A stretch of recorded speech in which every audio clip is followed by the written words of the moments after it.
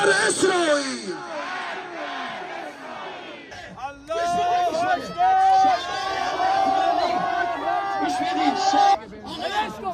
عملیات بازرسی داشته جمع کردیم به سمت کربلای 5 اجازه نگیرد. کجاست؟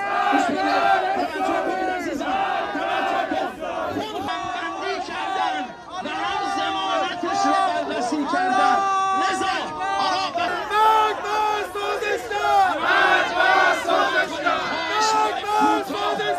قبل از شهادت امام شهید فرمود فتنه‌ای در پیش دارید از طرف این رو خدا رو شاکریم که اینقدر نسبت مسئله انقلاب تحلیل چه ناراحتی دشمن واردش میشه. من میام پایین، پهنه حرف زدن من و شما رو ساکنین اراضی اشغالی ببینه. خدا از همه بزرگتره. الله اکبر. اجازه بدید. دشمن ما کیه؟ دشمن ما